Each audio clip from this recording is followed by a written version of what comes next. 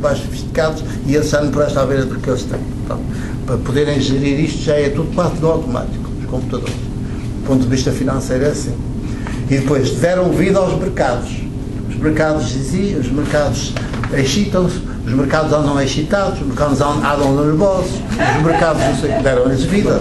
Parece que têm animação de vida, são seres, parece que são humanos também, os mercados. Estão a ver, e nós lidamos com essas coisas. Lidamos com essas coisas e parece que achamos tudo normal. Porquê? Porque a realidade está toda escondida. E no mundo de hoje, qual é a grande realidade para Jesus? São precisamente as vítimas de tudo isto. Ora, nós vamos então entender com este livro que aqueles primeiros 1000 anos foram o que foram e vieram já desaguar na catástrofe total, que foi a destruição pela segunda vez de Jerusalém e do Templo de Jerusalém e da cidade de Jerusalém. Não ficou nada na cidade, pedra sobre pedra, nem nada que mexesse, de seres vivos, nem animais, nem seres humanos, nada, não ficou nada. Quando o exército norte-americano, na altura romano, invadeu, não deixou nada. É como agora se está a fazer na Síria, nos bombardeamentos, bem, continuamente. E depois ainda se veio a orgulhar que deram sacotas de toneladas de bombas, agora vão mais sacotas de aviões. E então depois, finalmente, a partir tudo devia ter começado de novo a partir da vida de Jesus, do seu ser e viver e da sua própria morte crucificada. A morte crucificada de Jesus é a maior revelação da história até hoje.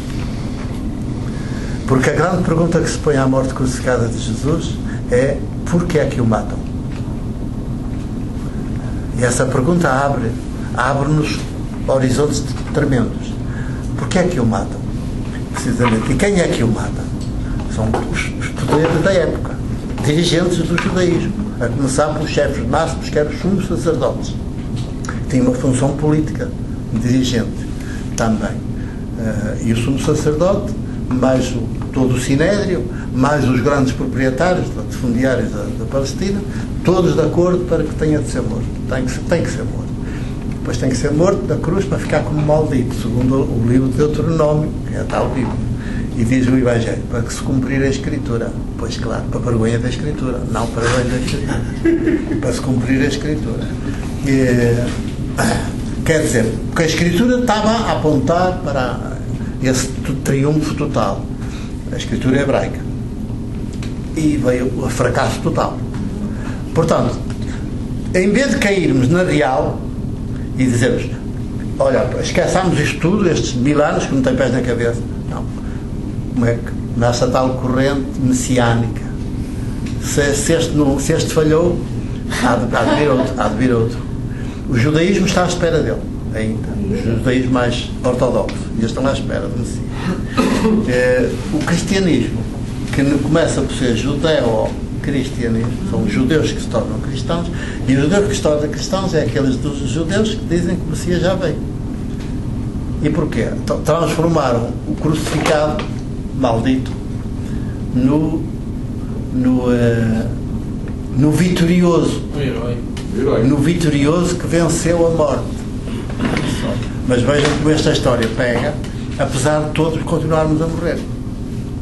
E se morre, hoje até se morre, já não se morre só de doença ou de velhice, morre sobretudo na estrada e morre sobretudo nas guerras, e morre-se de fome.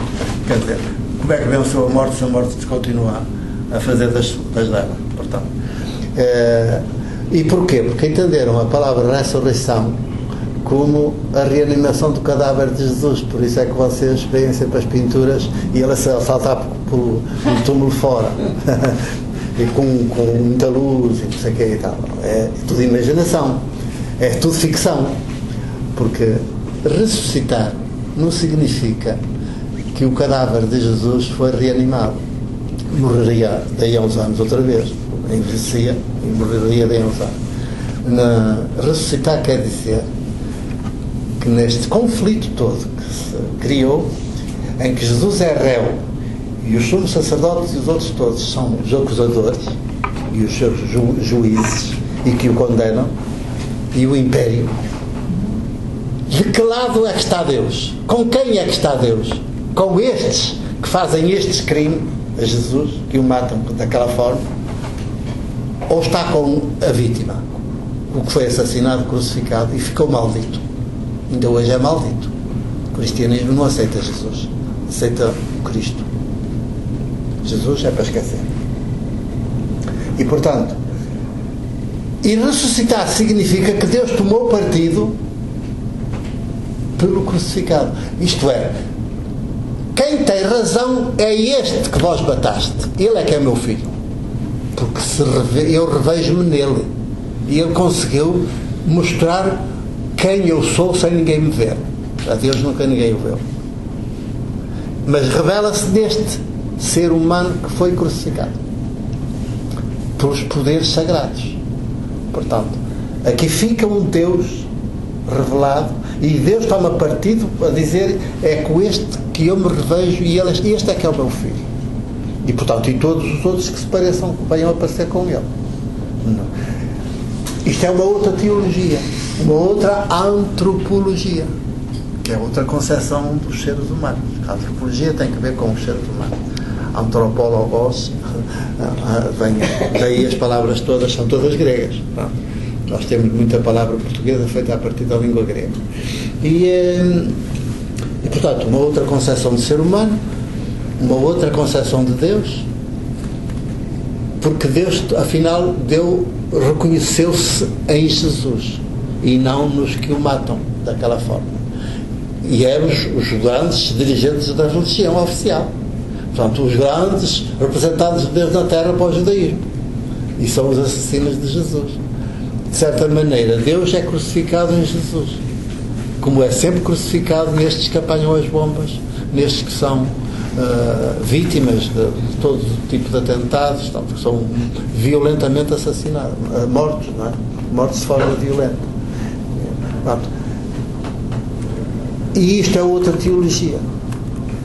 Este livro, felizmente, vem um bocadinho, pega o buco nisto tudo, já estava desenvolvido em alguns livros anteriores, isto vem num crescendo em mim.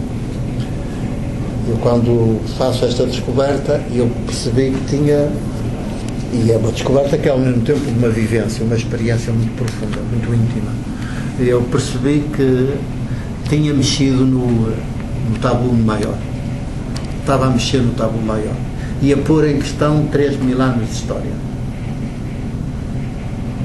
E a dificuldade está em que mesmo as pessoas que entendem, e que entendem que eu escrevo, sabem de uma forma que se pode entender, que e vale muito o facto de eu também ser jornalista, procuro sempre a linguagem mais, dizer as coisas mais complicadas na linguagem mais acessível. É um trabalho de jornalista.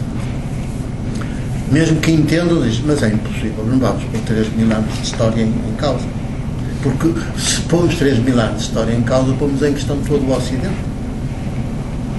Todo o Ocidente está em questão. Mas ou fazemos essa opção, ou o Ocidente continua como está a avançar, cada vez mais sofisticadamente criminoso, cada vez mais sofisticadamente assassino. E nós que é que somos? Quer dizer, as economias são economias que têm uma justificação teológica e apesar de serem umas economias que matam milhões de pessoas, que fabricam pobreza e pobres em massa. E a gente está tudo justificado economicamente porque os sistemas económicos também têm um Deus por trás a justificar aquelas teorias económicas. E tem a ideologia, não tem a realidade. Porque se lidar com a realidade, perante o desgraçado, o economista está a dizer assim: mas eu é que te produzi, o meu sistema económico é que te produziu. Então tem de rever o sistema económico, que é um sistema que mata. Não, isso não presta, é lixo. E o sistema, olha, tinha de se enquadrar no sistema, não se enquadrou, é cilindrado, acabou, pura e simplesmente. Não tem valor nenhum, é uma coisa. Aí está. Se nós formos seres humanos, somos super sensíveis, super afeto, somos colo para todos, somos ombro onde o outro se apoia, mas o outro também é ombro para mim e também é colo para mim, é reciprocamente assim. Se formos seres humanos, se não formos, então nunca vemos, nunca tocamos na realidade, estamos sempre no manto ideológico e nessa tal teologia que justifica todos os crimes e transforma-os em virtudes. E o que é o mais cruel do cristianismo, e aí entra São Paulo, chamado São Paulo. O cristianismo é que fez dele santo, realmente não é, mas o São Paulo é que veio dizer que o Cristo veio dizer, transformar, vejam, isto é a grande operação, uma espécie de golpe mágico do cristianismo, que transforma a morte horrorosa de Jesus na cruz, por causa da qual ele fica maldito, no grande sacrifício de redenção da humanidade. Quer dizer, se a morte crucificada de Jesus é o grande sacrifício de redenção que Deus precisava para se reconciliar com a humanidade, isto é, do judaísmo, que vinha de trás desde Adão e Eva, então Deus é um Deus sádico, nem o seu próprio filho poupa, e depois a humanidade se sente bem ser redimida por um preço desses, ela também, de certo modo, é sádica, porque diz, então, não se quer não ser salvo, não é redimido, não quero que se vá sacrificar uma vítima para mim, aguento eu. Pronto. E se ele se sacrifica, sacrifica-me a mim, não é assim. Pronto. E isto, apesar do próprio texto bíblico ter aparecido lá o Abraão com o Isaac, a história de Abraão e de Isaac é um conto, não é uma realidade histórica, é um conto histórico, uma espécie de conto, para dizer alguma coisinha, transmitir alguma coisinha, em que ele vai imolar o seu filho único e é impedido de o fazer e substituído por um cordeiro. Bem, os animais é que não gostaram da troca, não gostaram da troca, mas pronto, mas já é uma rebelião, só que não fez o seu curso, pelo contrário, quanto mais se matavam nas invasões, das guerras e tal, mais estavam a agradar a Deus. Sem sangue, diz São Paulo, não há redenção. Isto é horrível. E sem afetos não há redenção. Sem afetos. Sem afetos não há nada, nem há seres humanos, tampouco, não há hipótese. Vários anos, que me aconteceu precisamente em Macieira da Lixa, desde esta fase que estou lá a viver há 12, foi aí que isto me aconteceu. E eu disse, e agora? Como é que eu vou sobreviver no meio disto? E estou a sobreviver porque, pela simples razão, é que o sistema agiste tão impossível que não toma nada a sério e deixa andar, porque isto vai assim. Não sei se daqui a 100 anos vão tomar alguma coisa a sério ou se nunca mais toma a sério, porque já levámos 2000 anos depois de Jesus e ainda não o tomamos a sério. E estamos a sofrer todas as consequências de não termos tomado a sério. Porque em vez de termos terminado como ele quis terminar, com a fase do judaísmo e abrir a todos os povos, nós prosseguimos de forma mais refinada. Se o judaísmo já foi longe em crime, então o cristianismo ao longo de 2000 anos, destes 20 séculos, e os horrores, que é uma história de horrores, o cristianismo. E eu não percebo como é que há pessoas, historiadores e cientistas e pessoas universitárias que estudam estas coisas e não dizem que o cristianismo é uma história de horrores. Realmente é uma história de horror. Falta de coragem. É horrível. É horrível. E, portanto, e regressávamos a Jesus. Portanto, porque Jesus tem, efetivamente, um projeto político. E ele, antes de o apresentar, praticam. Antes, este é um título que diz bem com Jesus. Pratico logo sou. Foi por isso que ele se entregou? Foi por isso que ele se entregou? Ele já tinha essa noção? Um projeto político dando poder político. Um projeto político era um projeto de sociedade. A sociedade devia ser organizada de outra maneira, com base na realidade, não na tal ideologia. Quer dizer, eu construo uma ideologia e depois vou fazer o mundo, a sociedade a dizer com essa ideologia. As pessoas ficam de fora, ficam reduzidas a coisas, não são pessoas, deixam de ser as protagonistas. E, portanto, a ideologia vai justificar uma pequena elite que foi escolhida para estar à frente de tudo. Os outros são todos seus súditos. Isto é uma ideologia. Portanto, os seus crimes são considerados atos heróicos, etc. São bons, santos, conforme a linguagem, se é religiosa ou se é laica. E com Jesus, ele parte da realidade, também pratica a realidade. A política é uma prática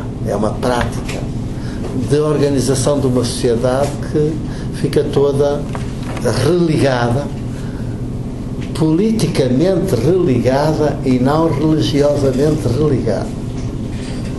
A religião religa as pessoas, não umas com as outras, mas com a divindade. E as outras pessoas não existem. Existe o eu e Deus, o divino. O humano desaparece. Ora, com Jesus, até Deus se afirma humano, não divino.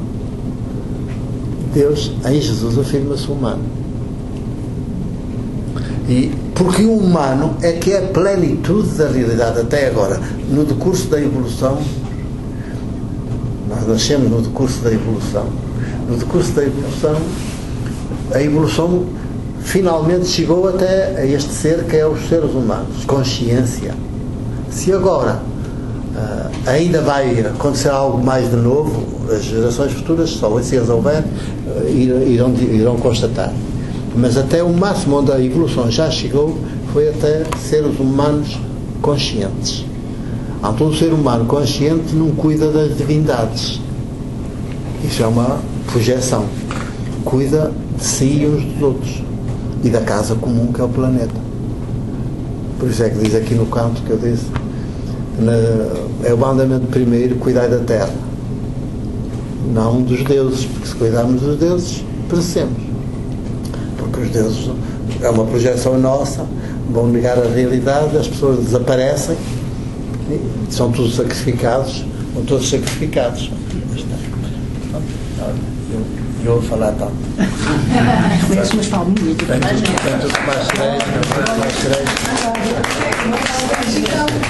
Se diz corresponde ao pensamento 78. É os anos que eu tenho.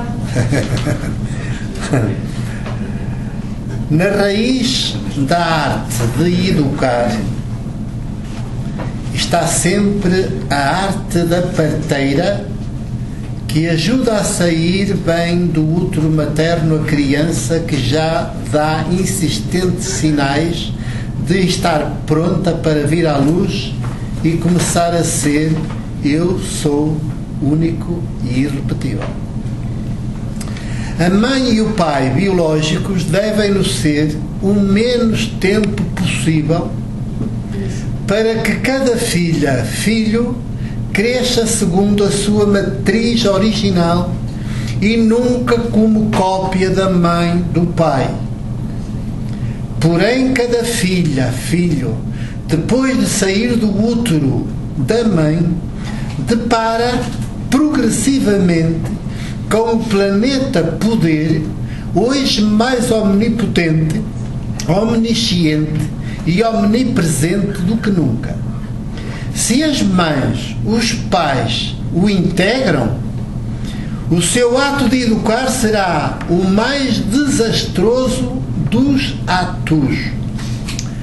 Resume-se a mestrar cada filha, filho, para que venha a ser um dos agentes de proa do planeta poder. Feliz, pois, a filha, o filho, que nasce de mães, pais, opcionalmente pobres e a viverem entre os ninguém de toda a espécie e com eles, entre e com. Porque a realidade verdade que nos faz fecundamente livres e humanos, é historicamente inseparável dos ninguém de toda a espécie. Que mães e pais querem educar filhas e filhos assim? Querem mais que eles subam na carreira. Não querem que seja o último como Jesus. Mas tem potencial.